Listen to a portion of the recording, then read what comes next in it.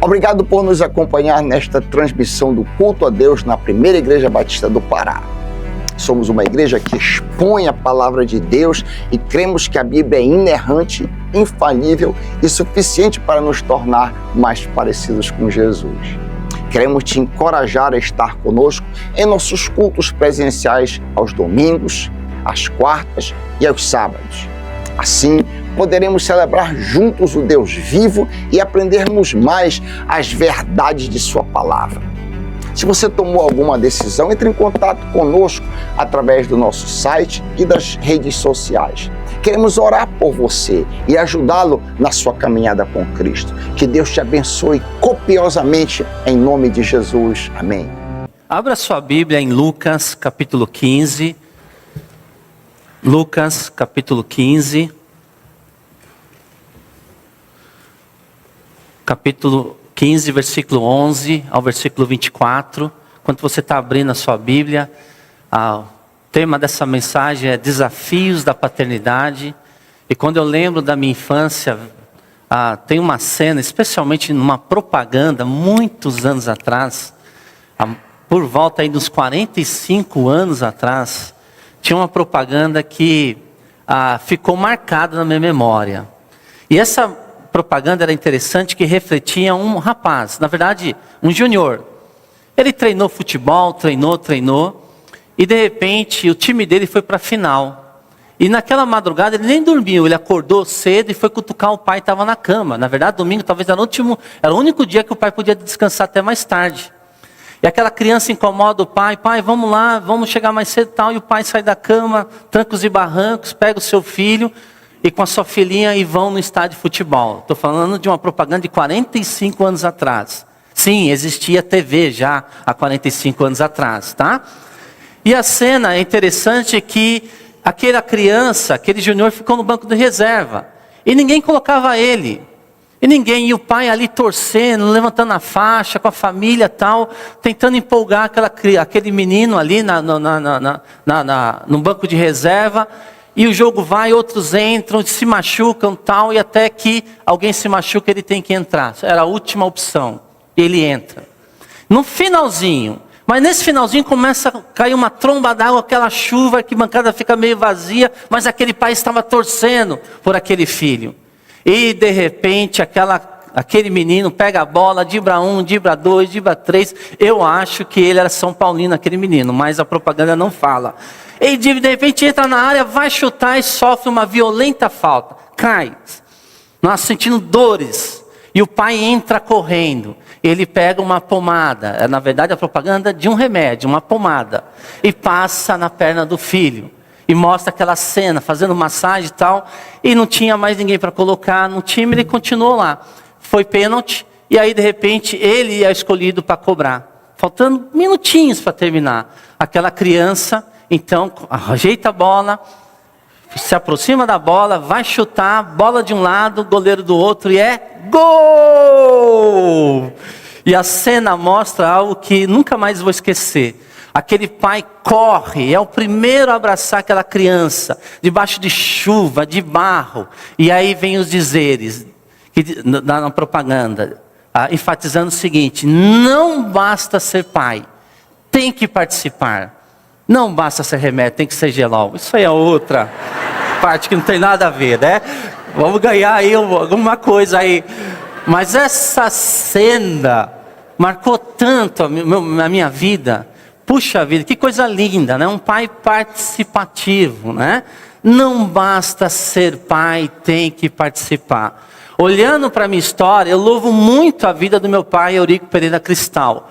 O quanto que ele investiu na minha vida, em tantas áreas, não só da minha vida, na vida também dos outros filhos. Como eu louvo a Deus. De repente ele está assistindo esse sermão, ele está a 3.000 quilômetros daqui, né? Eu quero desejar um Feliz Natal a ele. Desculpa, Feliz Dia dos Pais. Vamos lá, Lucas capítulo 15, versículo 11, vocês estão comigo, né? Prestando atenção, que bom. Olha só, essa famosa parábola, diz assim: continuou Jesus, né? Certo homem tinha 2 filhos. O mais moço deles disse ao pai: pai, dá-me a parte dos bens que me cabe. E ele lhes repartiu os haveres. passados não muitos dias, o filho mais moço, ajuntando tudo que era seu, partiu para uma terra distante, e lá dissipou todos os seus bens, vivendo dissolutamente. Depois de ter consumido tudo, sobreveio àquele país uma grande fome, e ele começou a passar necessidade. Verso 15, então ele foi e se agregou a um dos cidadãos daquela terra, e este o mandou para os seus campos a guardar porcos. Ali desejava ele fartar-se das alfarrobas que os porcos comiam, mas ninguém lhe dava nada. Então caindo em si disse: quantos trabalhadores de meu pai têm pão com fartura, e eu aqui morro de fome? Levantar-me-ei e irei ter com meu pai, e lhe direi: pai, pequei contra o céu e diante de ti, já não sou digno de ser chamado teu filho, trata-me como um dos teus trabalhadores. E levantando-se foi para seu pai. Vinha ele ainda longe, quando seu pai o avistou, e compadecido dele, correndo, o abraçou e beijou. E o filho lhe disse: pai, pequei contra o céu e diante de ti, já não sou digno de ser chamado seu filho. O pai, porém, disse aos seus servos: trazei depressa a melhor roupa, vestiu, pondo-lhe um anel no dedo e sandálias nos pés. Trazei também e matai um novilho cevado, comamos e regozijamo-nos, porque este meu filho estava morto e reviveu, estava perdido e foi achado, e começaram o quê? A regozijar. Então, queria trazer umas breves reflexões nesse texto da palavra do Senhor. Desafios da paternidade. Lucas capítulo 15 é conhecido na Bíblia como o lugar, como a seção do achados e perdidos. É uma tríade de parábolas ali. Começando com que 100 ovelhas e uma se perde. E o pastor faz o quê? Vai à procura daquela que se perdeu. Daí Jesus conta também a parábola das 10 moedas. Olha a porcentagem. 100 para 1, agora 10 para 1. A mulher perdeu uma moeda, uma dracma, né, das 10. E ela vai procurar aquela que se perdeu até que achou e se regozija. E aqui no capítulo 15, versículo 11, ele vai falar do quê? Dos 2 filhos. A parábola conhecida como do filho pródigo. Na verdade, é a parábola dos 2 filhos pródigos. Ok? E o texto nos mostra que essa famosa parábola do filho pródigo, a gente vai perceber que o verdadeiro protagonista da parábola não é o filho mais novo, não é o filho mais velho, mas sim o próprio pai. O verdadeiro protagonista, o centro da história é o pai. Nenhum dos problemas apresentados na parábola pode ser resolvido sem o envolvimento do pai.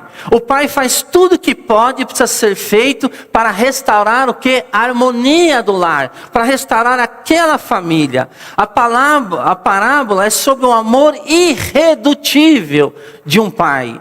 Através de suas ações, Jesus pinta para nós o retrato de um coração também de um Deus Pai. Tá? O Pai perfeito, e nos oferece um modelo a ser seguido. Por quê? Porque a paternidade é um chamado singular e insubstituível. É um chamado de amor, é um chamado de proteção, é um chamado de formação, de influenciar o presente e o futuro daquelas pessoas, daquelas crianças, daquela juventude que Deus coloca em nossa volta. Contudo, também é uma jornada repleta de desafios, de anseios e por vezes de dores. Mas o Deus que criou a estrutura familiar é um Deus que dá ferramentas, estratégias de como alcançar o coração dos nossos filhos, para que eles também venham adorar ao nosso Deus. Então, desafios da paternidade. E aqui eu queria destacar que o desafio da paternidade passa muitas vezes pelo caminho da rebeldia dos nossos filhos. Olha só, a Bíblia nos mostra nessa parábola que um homem tinha 2 filhos. E é interessante que alguns pais acham que todos os filhos são parecidos. Os 2 filhos na parábola acabam com esse estereotipo. Apesar de serem filhos do mesmo pai, filhos são diferentes.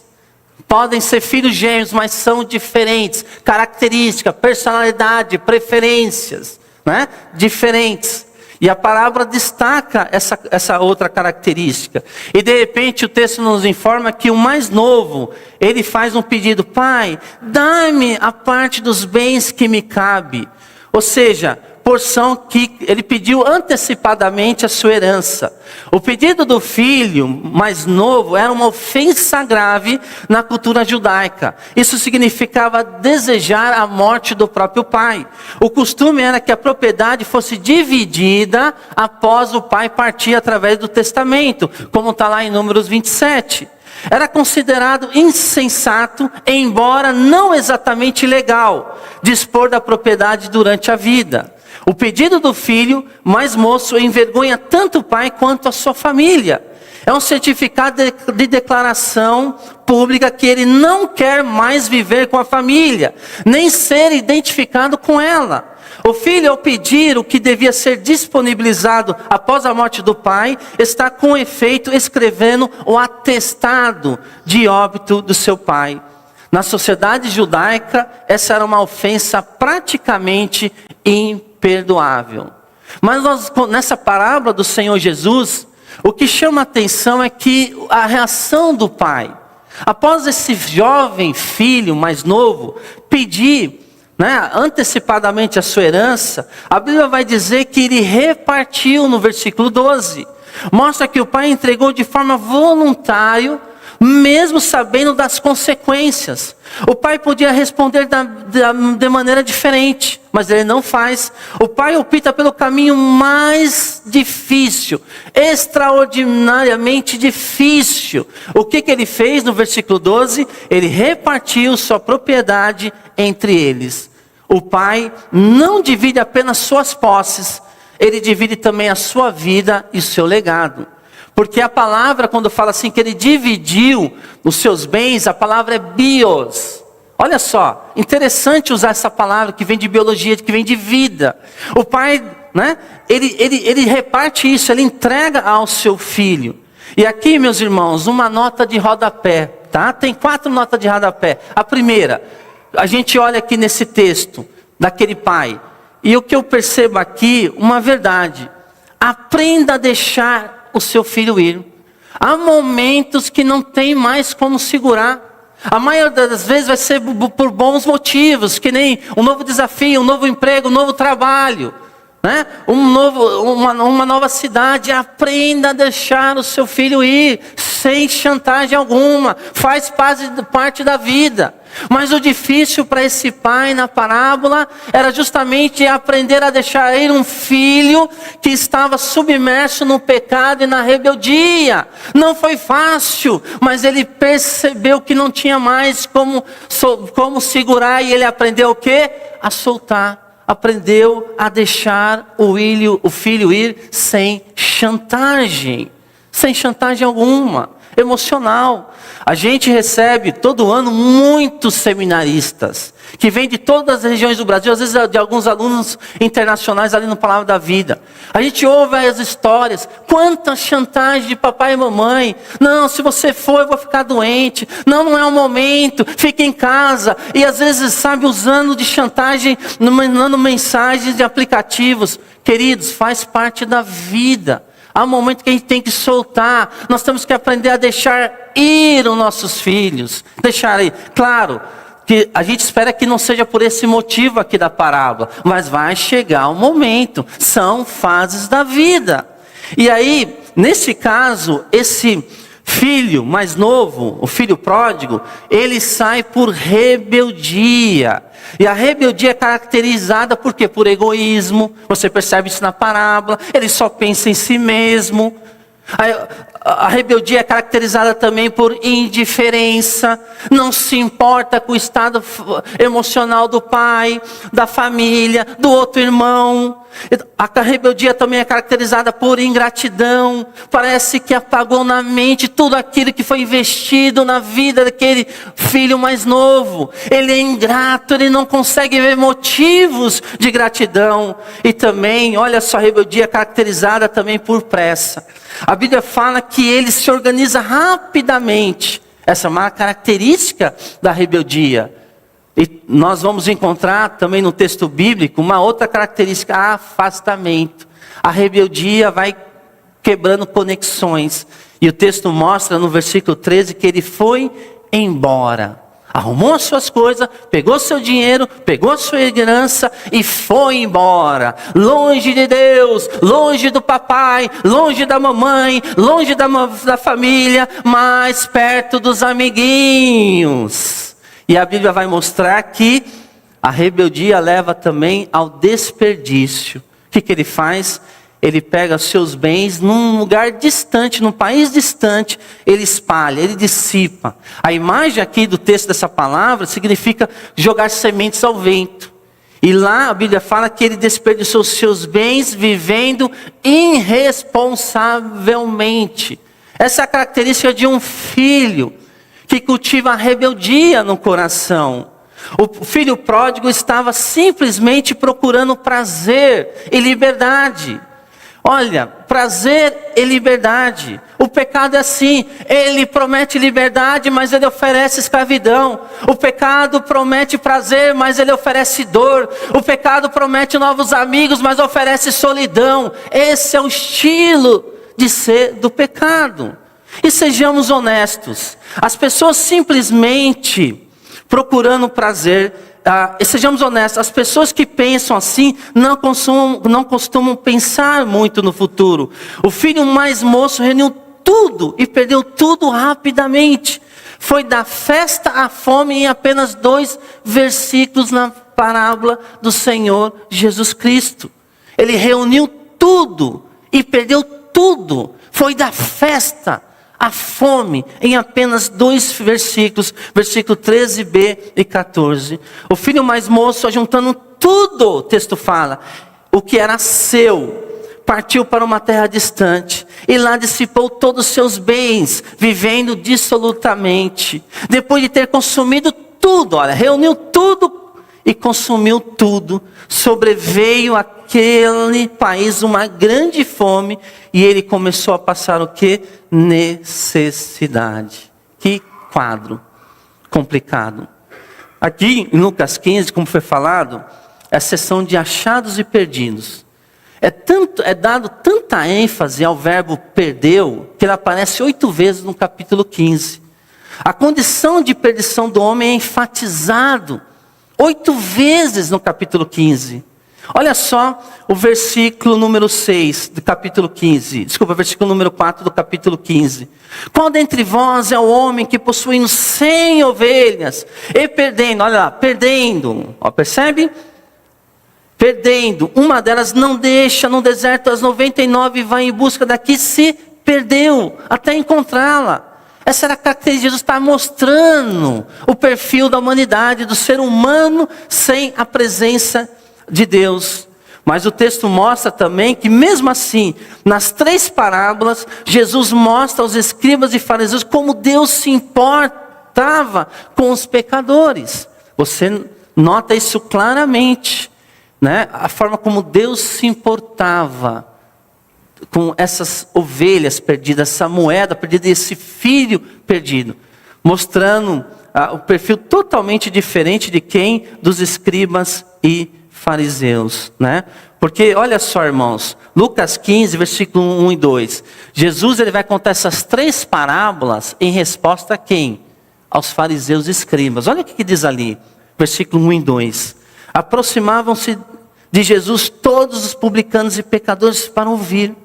E murmuravam os fariseus e os escribas, dizendo: este recebe pecadores e come com eles.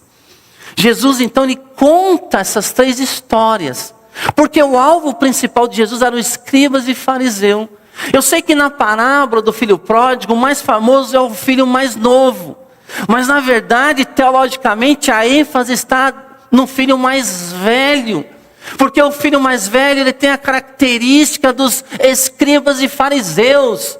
Eles acham que conseguem se auto-justificar na presença do Senhor, mas eles também estão profundamente perdidos. Dentro de Israel, dentro da aliança, mas perdidos. Dentro da casa, mas completamente perdidos. Essa ênfase lá do texto. Mas a Bíblia mostra justamente isso, que esse rapaz se perdeu totalmente o controle da sua vida. E aqui, jovens, adolescentes, júnior que está aqui presente, eu queria colocar mais uma nota de rodapé, tá bom? Todos nós precisamos da outra geração muito mais do que imaginamos. Se você de repente quiser anotar só uma coisinha de hoje de manhã, anote isso. Nós precisamos da geração anterior mais do que nós imaginamos. Você precisa muito do seu papai, da sua mamãe, mais do que você imagina.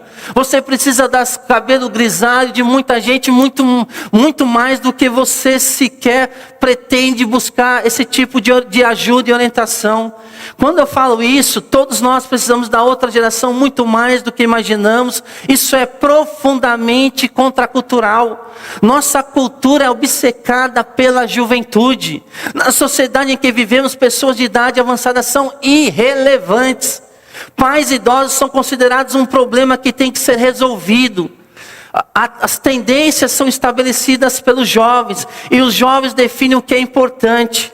Escolhemos o novo e descartamos o velho.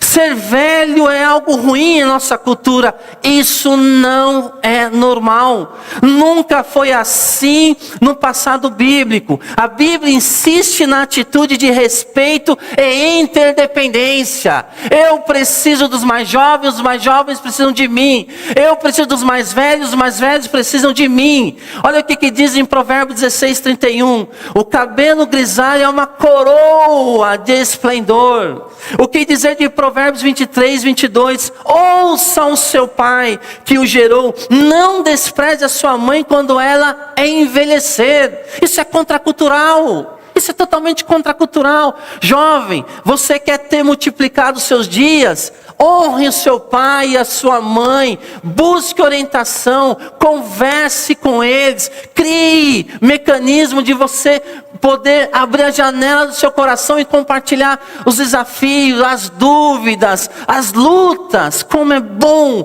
poder contar com a ajuda dos nossos pais. Essa atitude bíblica em relação ao envelhecimento, como foi dito, é contracultural no Ocidente.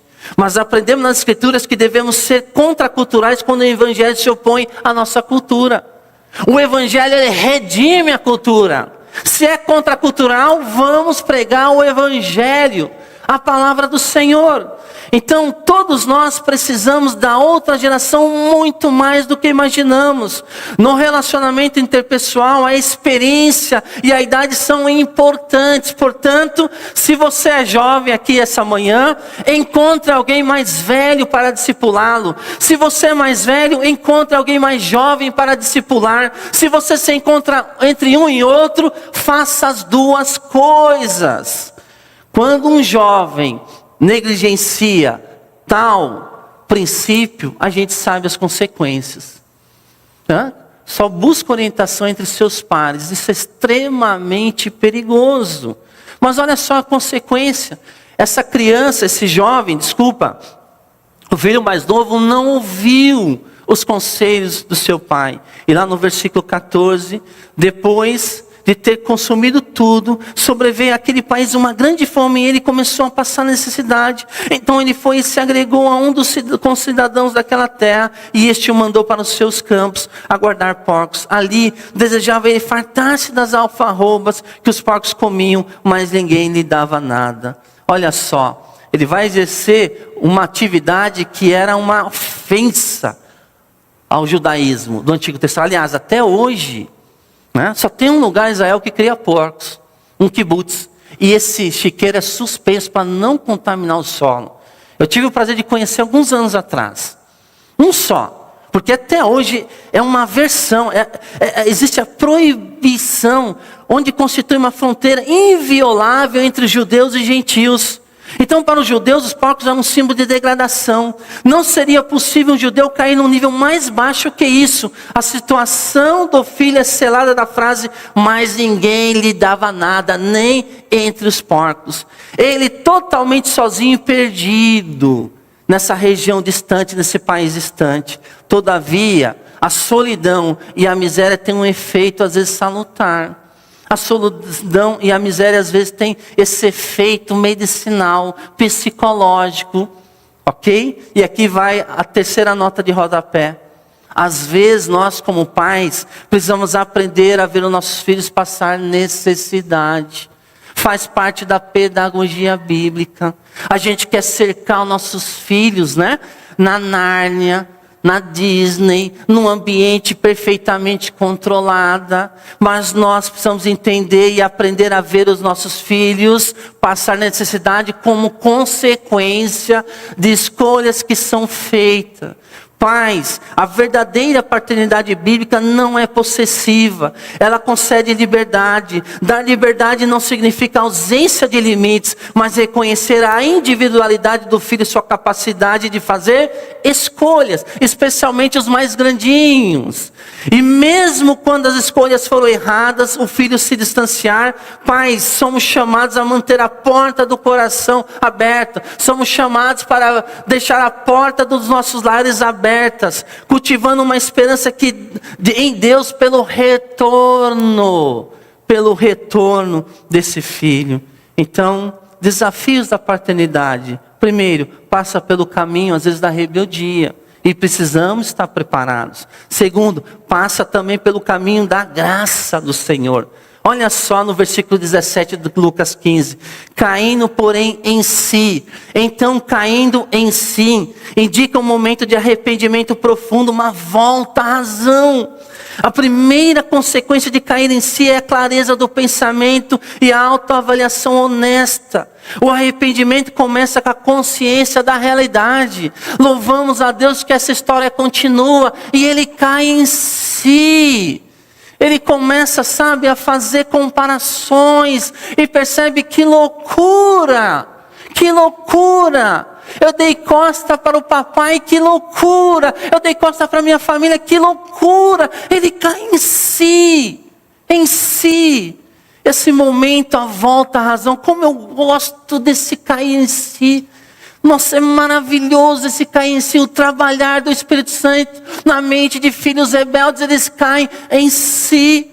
E aqui de novo vai uma nota de rodapé, a quarta e a última. Pai, faça do seu lar o melhor ambiente possível. Encharque a sua casa com o evangelho, porque um dia o seu filho vai comparar e vai ter saudade. Ele vai trazer a memória, nossa, que saudade da refeição na mesa, que saudade de conversas na sala, que saudade de momentos dentro do carro, saudade, comparações. Então, veja, pai, faça do seu lar o melhor ambiente possível, aconchegante, peça para Deus sabedoria, estratégia, para que o seu lar seja um lar, uma agência transformadora de vida. E qual foi o resultado que a gente vê aqui de cair em si? A repetição dos verbos na primeira pessoa, olha só, representa a decisão para assumir total responsabilidade por sua situação. Olha lá, versículo 18, eu levantar-me-ei e irei ter com meu pai.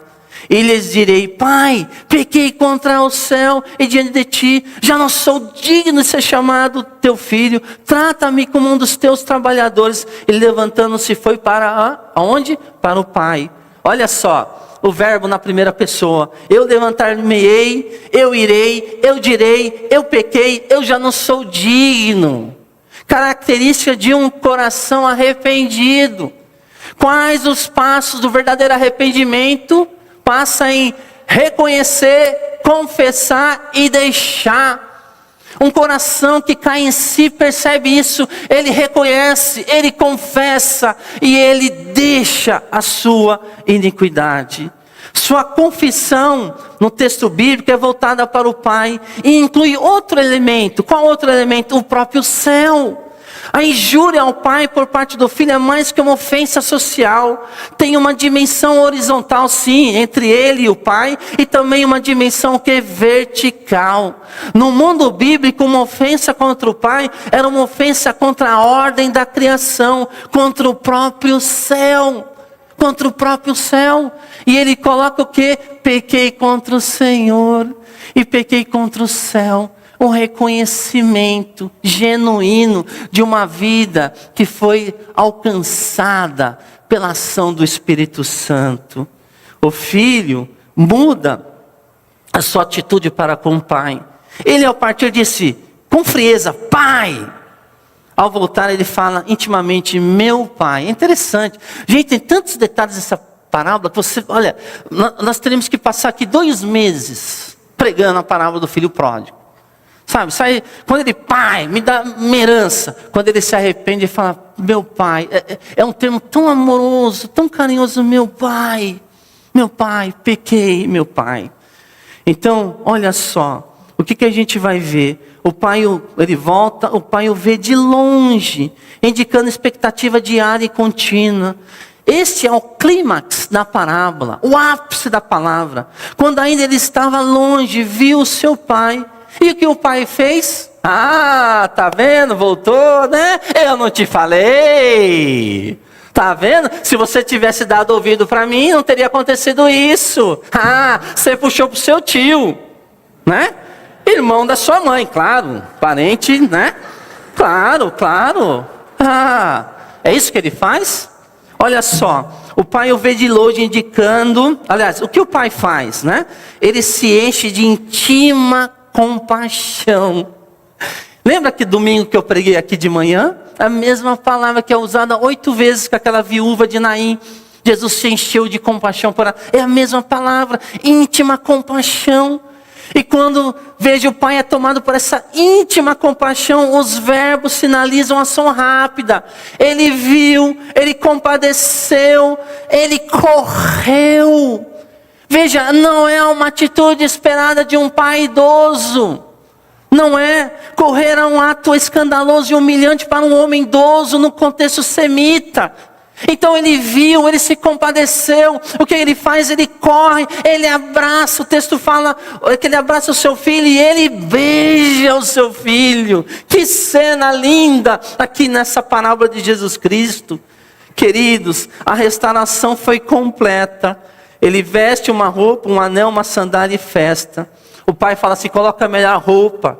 Ou seja, ele chegou como um descamisado, se é que tinha roupa. É a restauração da honra. O pai coloca um anel, restauração da autoridade e da identidade da família. O pai manda colocar sandálias, restauração da condição de filho. Porque só os escravos andavam descalços. E ele dá a maior festa para aquele filho. Que coisa linda nessa cena. Restauração da comunhão, a festa.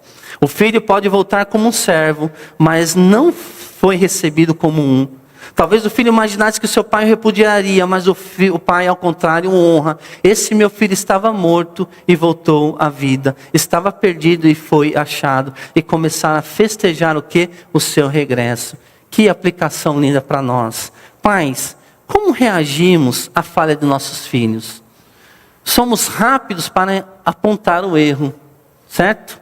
Será que mantivemos a mesma atitude em relação de sermos rápidos para abraçar, para beijar, para se aproximar dos nossos filhos? A paternidade bíblica é um ministério também de reconciliação. A graça diz, você errou, mas também diz, seu erro não define quem você é para mim. Pai, você foi chamado para ser o maior celebrante do arrependimento de seus filhos. E começa como? Orando, intercedendo pelo presente e futuro dos seus filhos. Que Deus nos ajude nessa tarefa como pais. Continuamente, e a vós também, né, de exercermos esse desafio da paternidade e assim louvar o Senhor através da família. Amém?